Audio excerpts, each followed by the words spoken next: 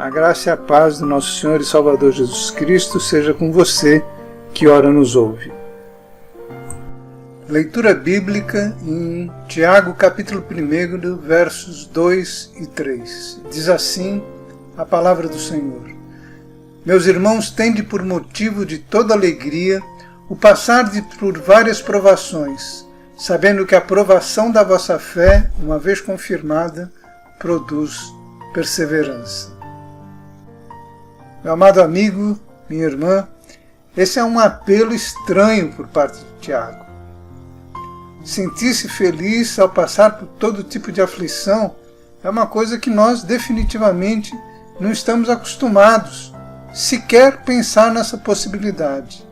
Mas o que Tiago está tentando nos dizer é que ao passarmos pelas aflições ou tentações, devemos ficar felizes, porque poderemos avaliar o nosso crescimento em Jesus Cristo. Através dessas aflições, estamos sendo moldados para melhor, e características que antes não possuíamos, agora farão parte das nossas vidas. É uma alegria por estarmos crescendo na fé. Mas é verdade que, como seres humanos, a primeira atitude que tomamos é a tristeza, que deve ser superada com a ajuda do Espírito Santo em nós. Olhamos ao nosso redor e percebemos que estamos em crise.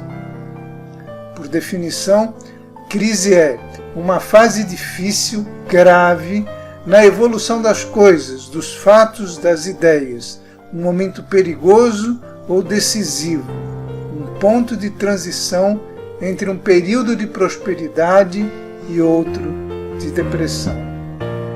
Nós podemos criar as nossas próprias crises.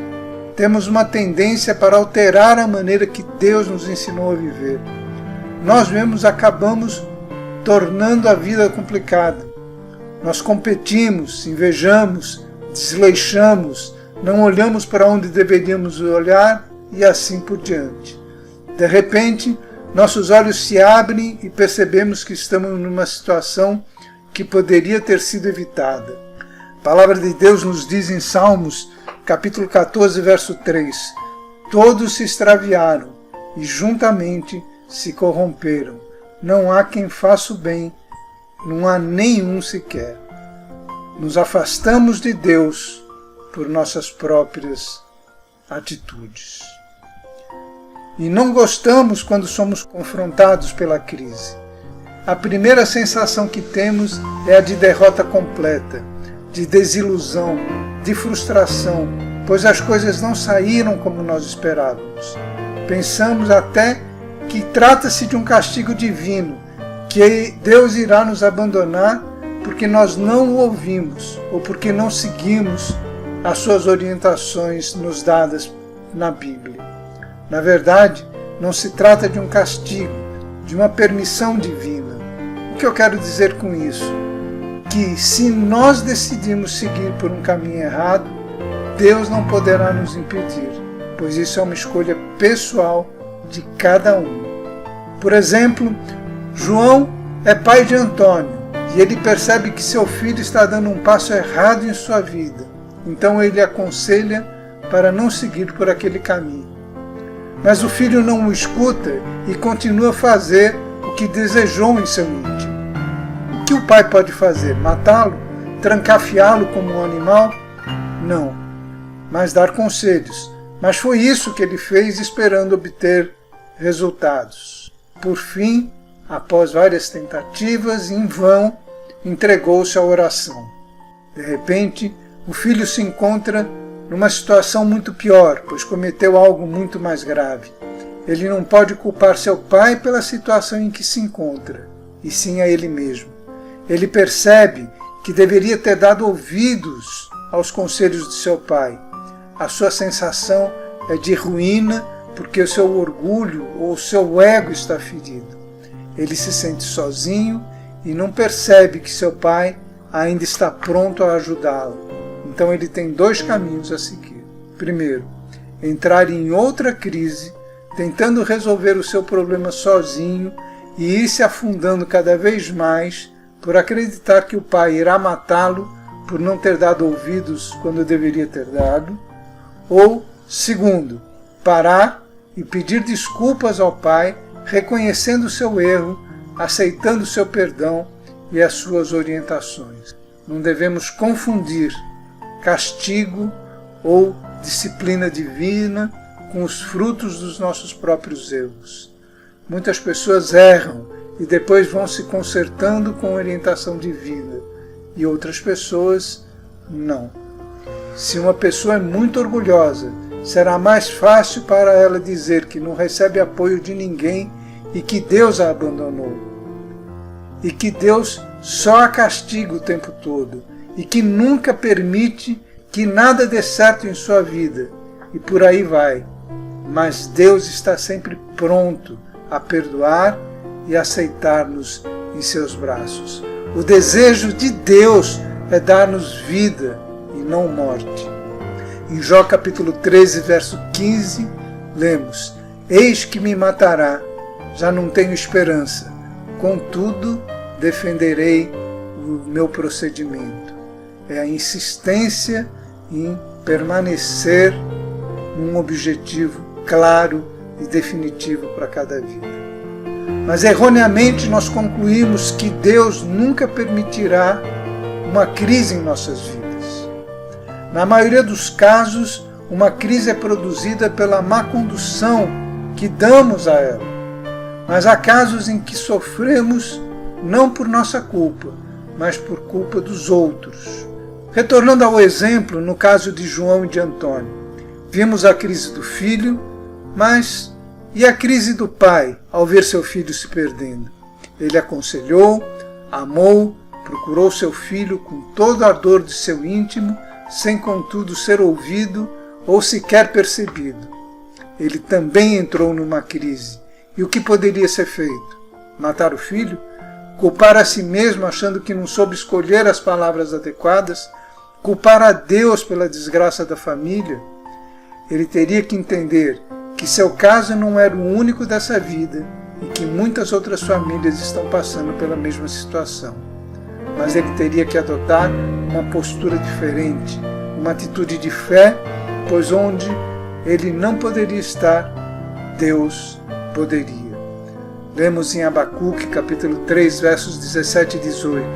Ainda que a figueira não floresça, nem haja fruto na vide, o produto da oliveira minta, e os campos não produzam mantimento, as ovelhas sejam arrebatadas do aprisco, e nos currais não haja gado. Todavia, eu me alegro no Senhor, exulto no Deus da minha salvação.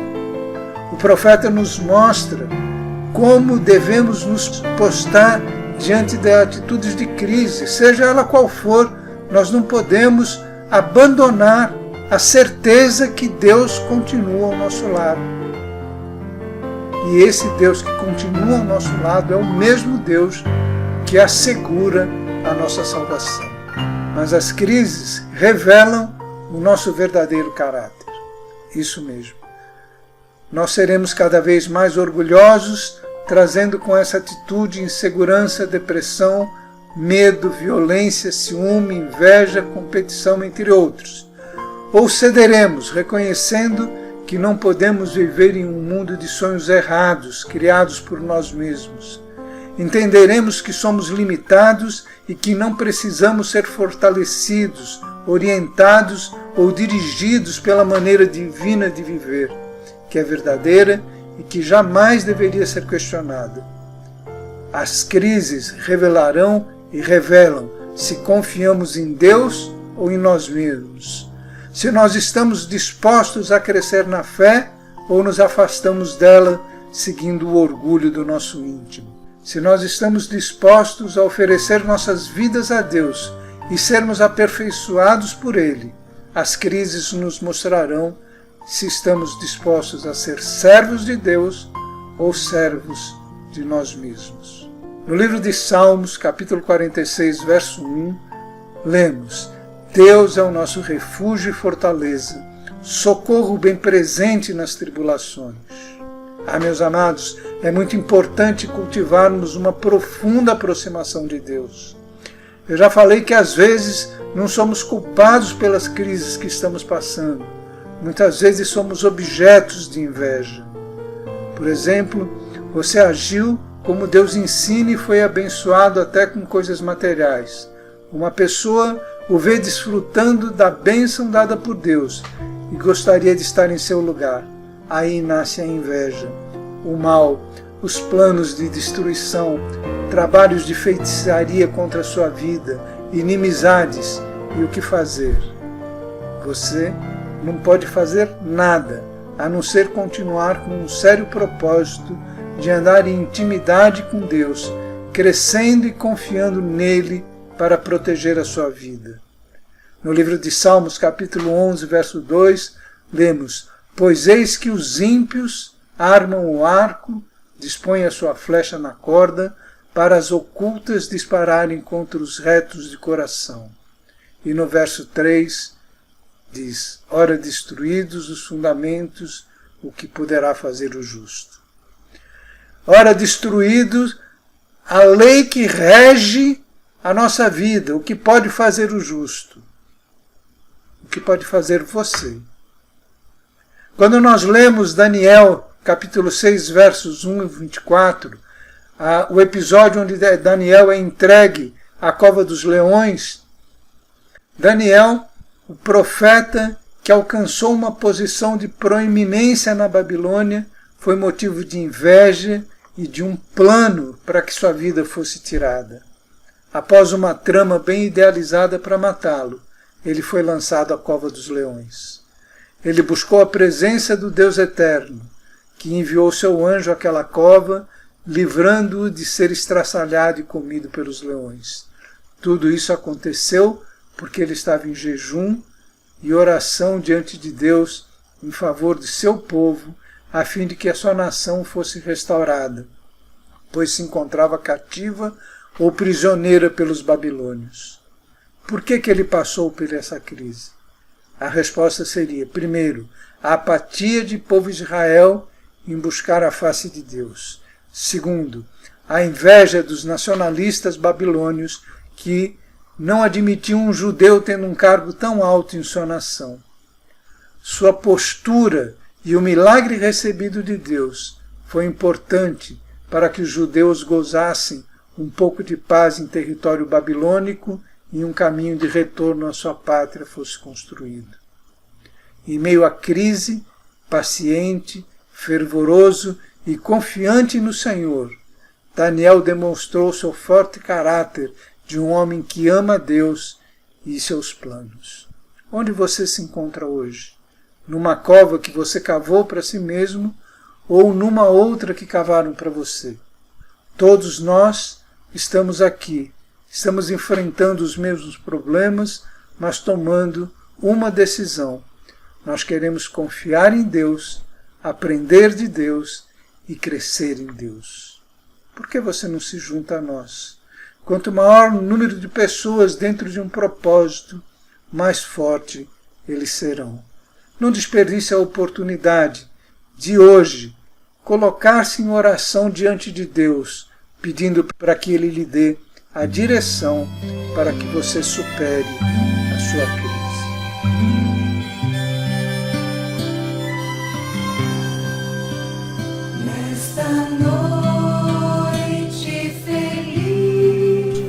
Que a palavra de Deus possa fazer morada no coração de quem nos ouve, fazendo com que a presença do Senhor lhe dê segurança e paz espiritual para a sua caminhada cristã.